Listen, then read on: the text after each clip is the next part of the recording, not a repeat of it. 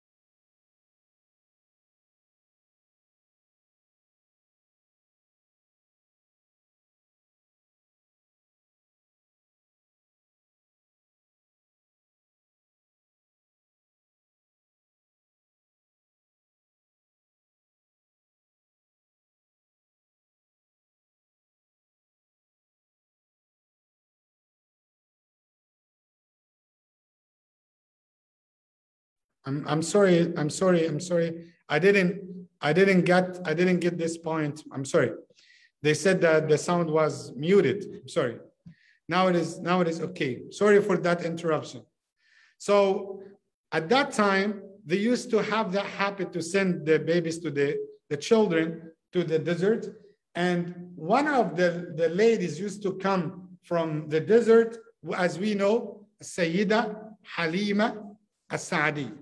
Sayyida Halima As-Sa'diyya came with the group, but she had a mule, and that mule was so weak and was sick. It seemed like it has something, so it cannot walk like fast or properly. So at that time, while they are coming to Mecca, the mule, or Halima As-Sa'diyya, she caused them to slow down. And they used to tell her, hey, Halima, come on, don't walk alone, don't travel alone. You made us late. And when they came to the borders of the city, and now they are sure that she is safe because she entered to the city, they started to run. They started to compete one another to go to the richest families, so they can guarantee that they will get nice bonus, nice fare, nice income. So when Halima As-Sa'diyya entered late to the city, they already got the best. And she started to search to find somebody. She didn't find anyone except Rasulullah Muhammad sallallahu alaihi wasallam. But what all people know about him, that he was an orphan sallallahu alaihi wasallam. She said, "Halla بغير اليتيم لآخذ المال من أبي." Can you find someone else other than this orphan, so I guarantee that his father can give me money? They said, we don't have anyone except that yatim, except that orphan. So she decided to search another time. She might find someone. And the narrator said, وَأَرَادَ اللَّهُ لَهَا السَّعَادَةَ وَهِيَ لَا تَدْرِي. And Allah wanted the happiness for Halima, and she did not know. She did not know the destiny of Allah subhanahu wa ta'ala. And she didn't find anyone. She felt embarrassed to go back with none. That's why she decided to take Rasulullah sallallahu alaihi wasallam.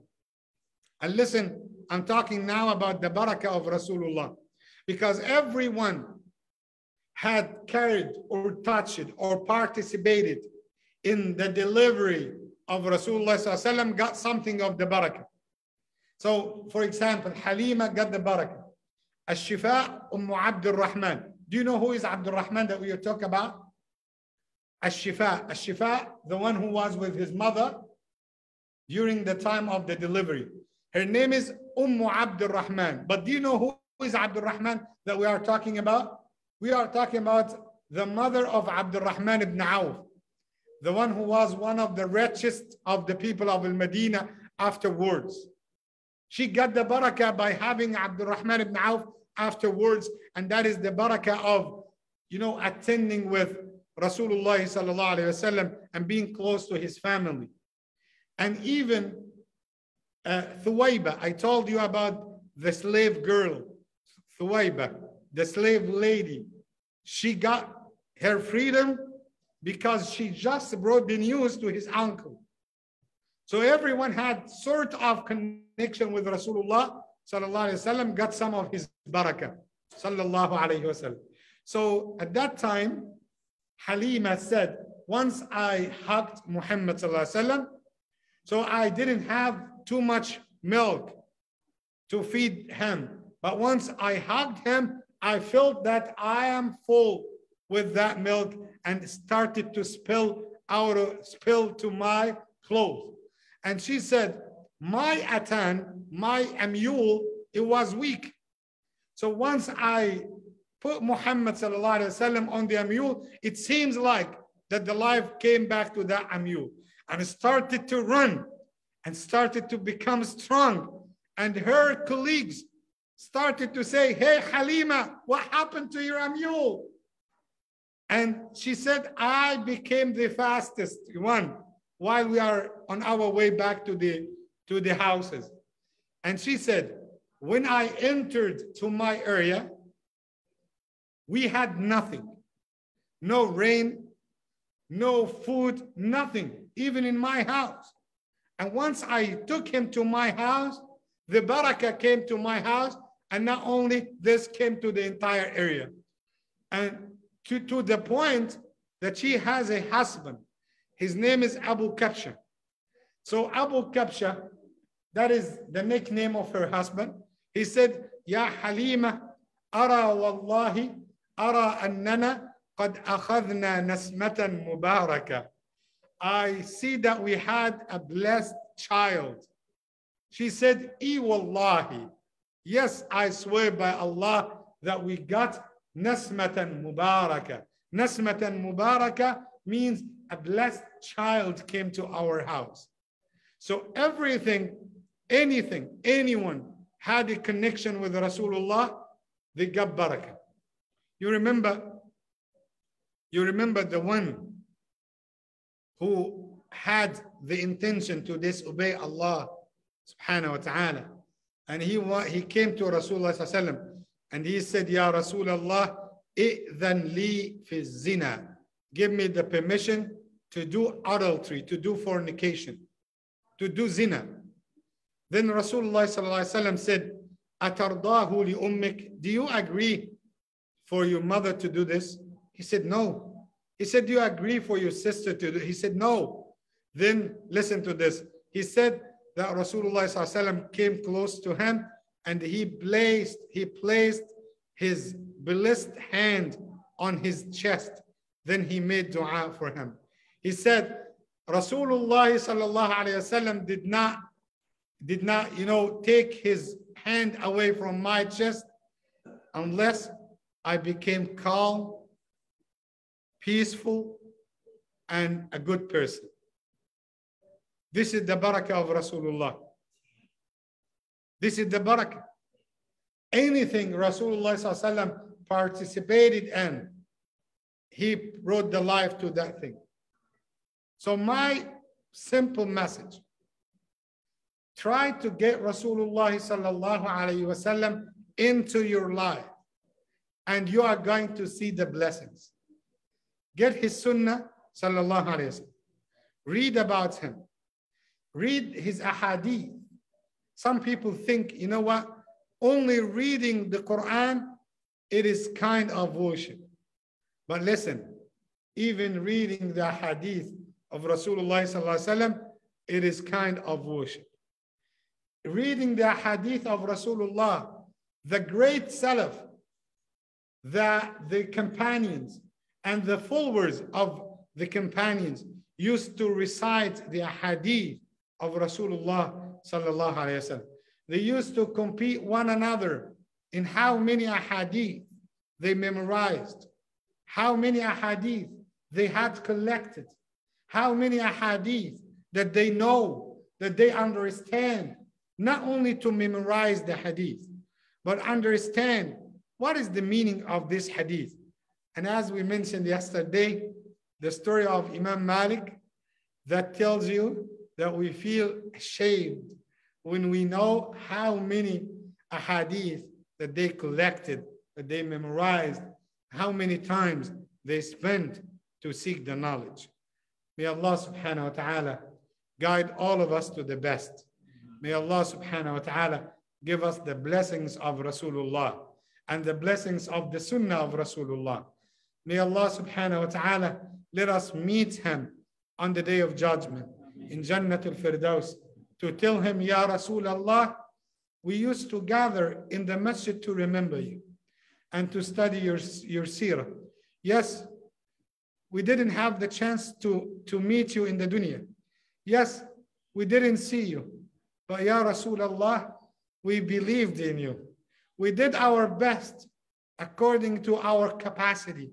And do you know, Ya Rasulullah, we had the temptations, the desires, we had the lusters, the whims, we had everything to distract us from our religion, but we try to do our best to remain on the way.